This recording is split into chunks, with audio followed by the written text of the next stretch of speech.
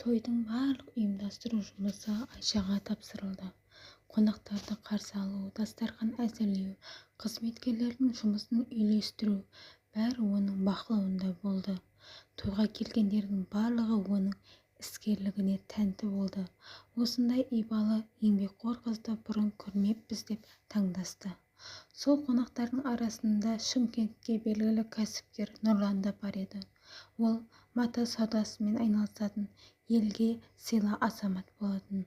5 жыл бұрын жұбайы ауыр босану кезінде өмірден өтіп, артында егіз балалары Алихан мен Айым қалған еді. Содан бері Нұрлан бар өмірін балаларына арнап қайта үйленуді ойламаған. Алайда сол күні оның назары қайта Айшаға ауа берді. Айша үлкенге құрмет көрсетіп, кішіге ізет танытып жүрді. Әр ісін сабырмен атқаратын, даусын көтермейтінін, бірақ бәрі оның сөзін тыңдайтынын. Нұрлан дәл осындай мінезді жанды бұрыннан істеп жүргендей күй кешті. Той аяқталған соң ол Төлеген ақсақалдың жанына келді. Аға, егер рұқсат етсеңіз, Айшамен танысып ниетімді білдіргім келеді деді. Төлеген ақсақал сәл жымиып, бұл жолы шешімді біз емес, Айшаның өзі қабылдайды. Оның тағдырын енді ешкім оның орнына шеше алмайды деді. Бірнеше күннен кейін Айша мен Нұрлан алғаш рет оңаша сөйлесті. Бақ ішіндегі шағын беседкада үнсіз отырған Айша өткен өмірін ештеңені жасырмай айтып берді. Енесінің қорлығы, күйеуінің сатқындығы, жылдар бойы көрген зорлығы.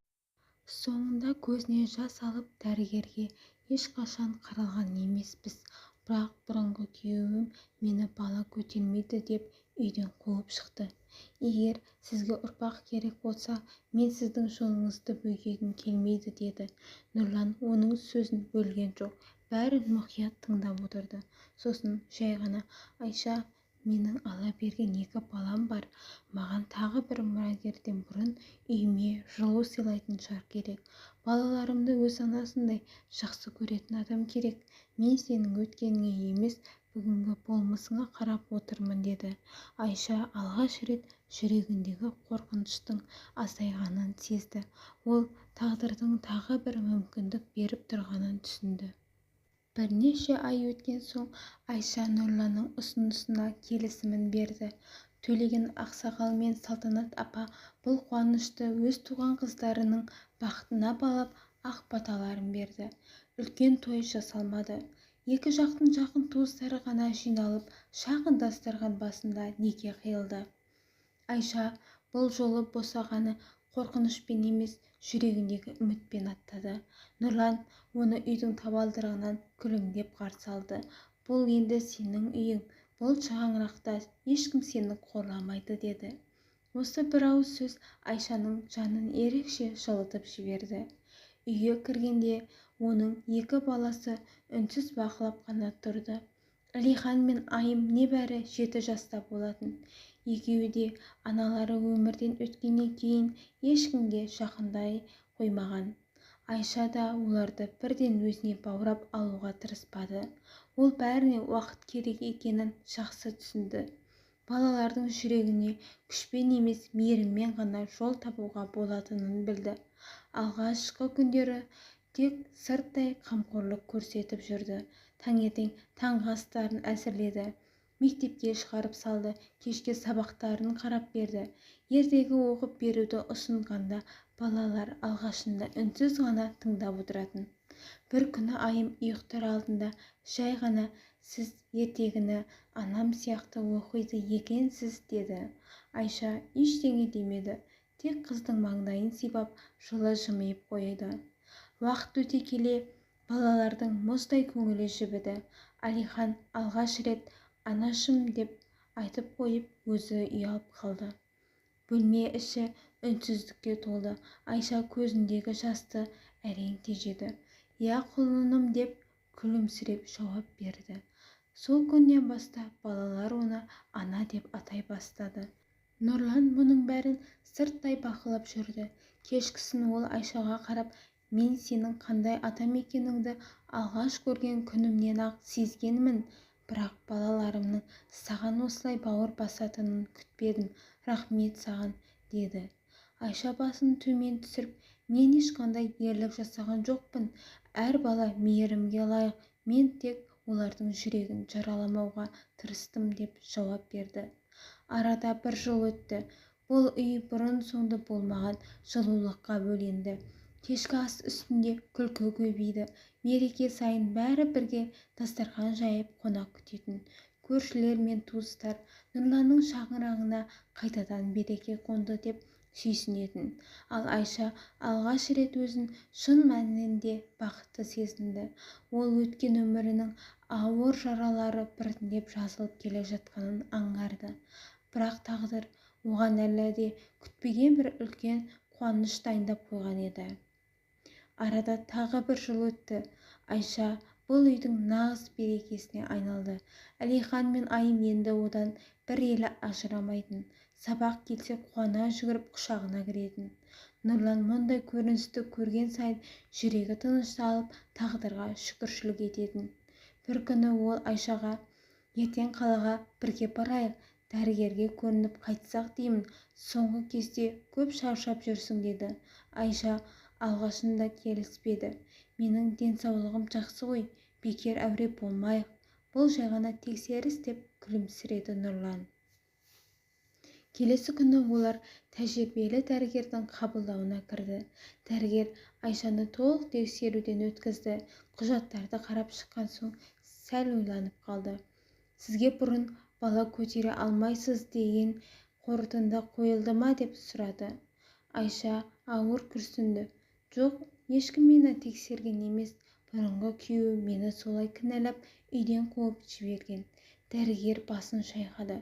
Ондай сөзді ешқандай тексерусіз айтуға болмайды.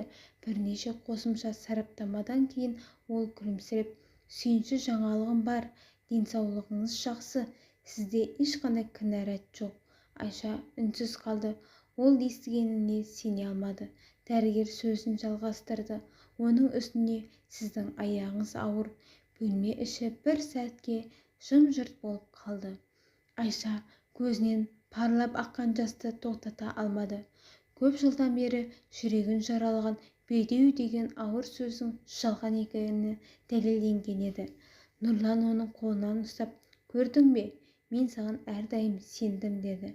Үйге келгенде бұл қуанышты алғаш болып Әлихан мен Айым білді. Бізге кішкентай іні немесе қарындас келеді ме, деп екеуі жарыса сұрады. Айша күліп басын изеді. Балалар қуаныштан секіріп бір-бірін құшақтап алды. Біз оған қамқор боламыз, ешкімді жылатпаймыз. Ол біздің ең кішкентай бауырымыз болады. Үйдің іші шат күлкіге толды. Айлар өте берді. Нұрлан Айшаны ауыр жұмысқа шолатпайтын болды. Енді өзіңді күт, қалғанын бірге атқарамыз, дейтін. Әлихан мен Айым да анасына қолдан келгенше көмектесетін. Бұрын мұң мен жалғыздық орнаған шаңырақ енді махаббат пен мейірімнің ортасына айналды. Айша кейде кешкілік аулаға шығып аспанға ұзақ қарайтын. Бір кездері өмірім бітті деп ойлаған едім, Алла маған бәрін қайтадан сыйлады деп іштей тәубе ететін. Ал тағдыр оның жүрегіне бұдан да үлкен қуаныш сыйлауға әзір тұрған еді. Күндер зулап өте берді. Көктемнің жайма шуақ таңдарының бірінде Айшаны толға қысты. Нұрлан бірден оны қаладағы перзентханаға жеткізді. Сыртта мазасызданып әрлі-берлі жүрді. Ал Әлихан мен Айым үйде Алладан анасының аман-есен босануын тілеп отырды. Бірнеше сағаттан кейін дәрігер күлімдеп шықты. Құттықтаймын, ұлды болдыңыздар, анасы да сәбиі де аман. Нұрлан қуаныштан көзін жасыра алмады. Көп ұзамай ол палатаға кірді. Айша құшағындағы сәбиге мейірлене қарап отыр екен. Атын кім қоямыз, деп сұрады ол. Санжар, деді Нұрлан күлімсіреп. Батыл, жүрегі кең азамат болып өссін. Айша ризашылықпен басын изеді. Сәбиді үйге алып келген күн ерекше мерекеге айналды. Төлеген ақсақал мен Салтанат апа да арнайы келіп ақ баталарын берді. Осы шаңырақтың бақыты баянды болсын, балаларың аман, дастархандарың мол болсын деп тілек айтты. Әлихан мен Айым кішкентай інілерін қолдан қолға түсірмей еркелетіп жүрді. Бұл біздің ініміз деп мақтанышпен айтатын. Айша олардың өзара сыйластығын көрген сайын жүрегі елжірейтін. Ол ешқашан туған баласы мен өгей балалардың арасында айырмашылық қойған емес. Үшеуі де оған бірдей қымбат еді. Жылдар өте берді. Әлихан сабақты үздік оқып, кейін инженер болуды армандады. Айым өнерге жақын өсті, ал Санжар зерек алғыр бала еді. Кешкісін бәрі дастархан басында жиналып, өткен күндерін әңгімелейтін. Нұрлан кейде күлімдеп, осы үйге Айша келгеннен бері береке кірді дейтін. Балалар да бір ауыздан келісетін. Біздің ең үлкен бақытымыз анамыз дейтін олар. Бұл сөздерді естіген сайын Айшаның көзіне еріксіз жас үйірілетін. Бір кездері өзін ешкімге керексіз сезінген әйелдің енді сүйікті жары, аяулы анасы, ардақты келіні атанғанына өзі де кейде сене алмайтын. Арада 15 жыл өтті. Балалар ер жетті. Әлихан жоғарғы оқу орнын тамамдап өз кәсібін бастады. Санжар мектептің үздік оқушысына айналды. Ал Айым бойжетіп көркі мен тәрбиесі жарасқан ибалы қыз болып өсті. Көп ұзамай оның тұрмысқа шығатын күні де белгіленді. Үй іші той қамына кірісті. Қаладағы ең әдемі мейрамханалардың бірі жалға алынды. Туыстар мен дос-жарандарға шақыру қағаздары таратылды. Айша қызының жасауын өз қолымен дайындап, әр затты ерекше ықыласпен реттеді. Ол қызының бақытына қарап тұрып, Аллаға шүкір, бұдан артық қандай бақыт керек деп күбірледі. Бірақ дәл осы той күні өткен өмірден бір елес қайта оралып, бәрінің тағдырын тағы бір рет тоғыстыратын ол әлі де білген жоқ еді. Келесі бөлімін көргілеріңіз келсе тіркеліп қойыңыздар.